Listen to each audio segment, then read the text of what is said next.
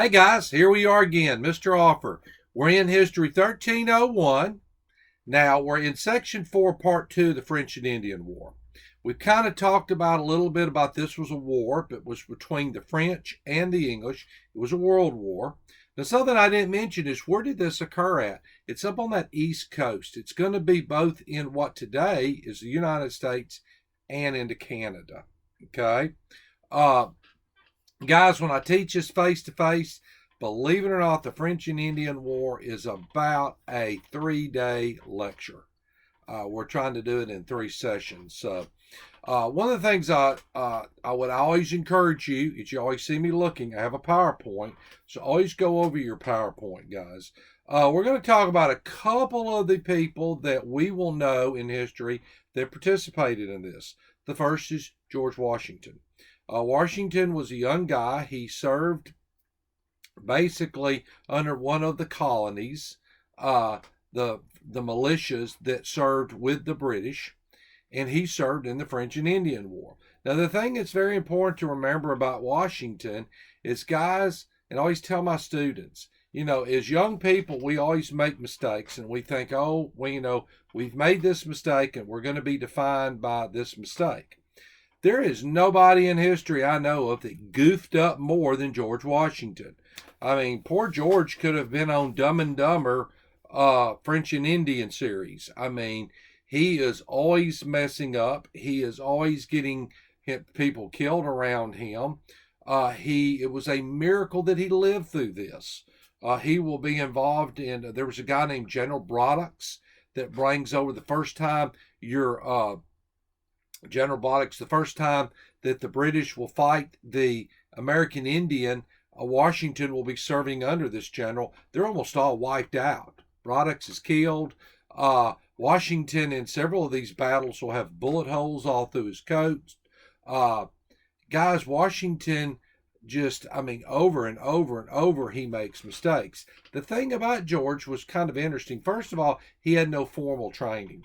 He wanted to be a military guy. He read all these books. George Washington, by the way, guys, was always someone who, if he didn't know how to do something, he read about it.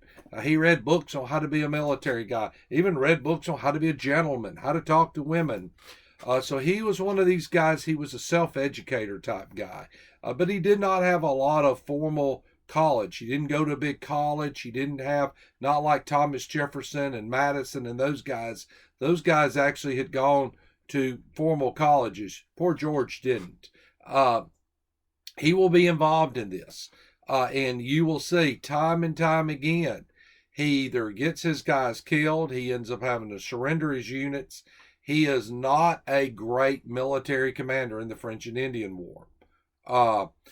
There's even a thing out there, a lot of people blame a lot of this whole thing on Washington because they had sent a French expedition into North America. Washington will end up, him and an Indian guide, the guy that he's using, will find these guys, and the Indians murder them, and they blame Washington for them. One of the things I like to point out to you guys is that George Washington, when he was a young man, the one thing he wanted was a commission in the British Army. A lot of people don't know that. He wanted to be a British officer, and the British will never give him a commission, mainly just because he messes up so much. But in life, a lot of times when we don't get something, we think, because he thought that was the end of his world. He did not get a British commission. That was what he wanted. Guys, if Washington had got a British commission, he'd have been a footnote in history. Because of the fact the British turned him down, they didn't want him. He'll end up being General George Washington. He'll also end up being a founding father and the first president of the United States because of what the British turned him down. Also, guys, Benjamin Franklin was involved in this. Daniel Boone was involved in this. So there's lots of people that are noted out there that are involved in this French and Indian War. Okay? And like I said, we go back to Washington. Washington, he just doesn't do really good in this. And if you ever get a chance to read a biography on George Washington, time and time again that he came out of battles, bullet holes all in his coat, never got touched. I mean, it was almost, Washington is one of those guys in history that it almost was his fate. I mean, he was not meant to die in the French and Indian War because there was something bigger for him. He was not meant to be a British officer, even though he thought that was the end of his world, because that's what he wanted. And, in history, there's always lessons to be learned, guys. A lot of us, we go through, and there's something we really want. Maybe we want this position, or we want this degree, or we want something.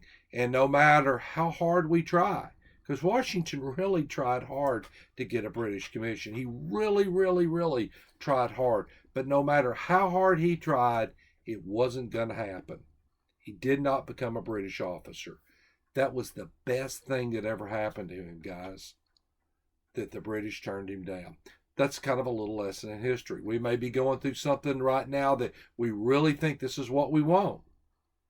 And we figure out it's just not going to happen for us. And we think that's the end of our world. But then, like Washington, something much bigger is offered to us.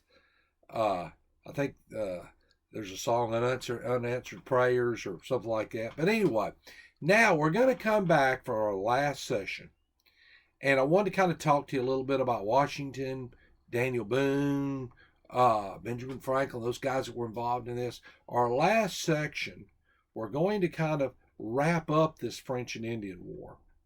And we're going to tell you how it was very instrumental in starting and kindling the fire. There was also another war, guys, in between the French and Indian War and the American Revolution. Okay? There was a guy named Pontiac, and it will be called Pontiac's Wars. Pontiac was an Indian. And we're going to talk about that because not only did you have this French and Indian War that was fought and it got over with, right behind that, you had another war that was an Indian War. That it was primarily the Indians against the British. Okay? So in order to survive this area of time, you would have had, before you even get to the American Revolution, there's two major wars. You got the French and Indian War, and then you got Pontiac's War.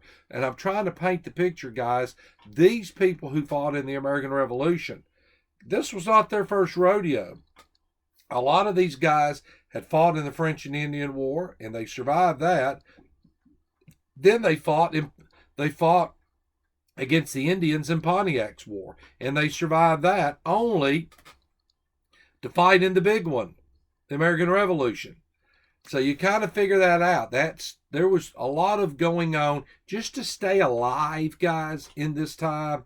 If you could just stay alive, you were doing good. So we're going to come back for our last session on this. We're going to wrap it all up and kind of tell about why this war really was an important war. Okay, guys, we'll see you then. Bye.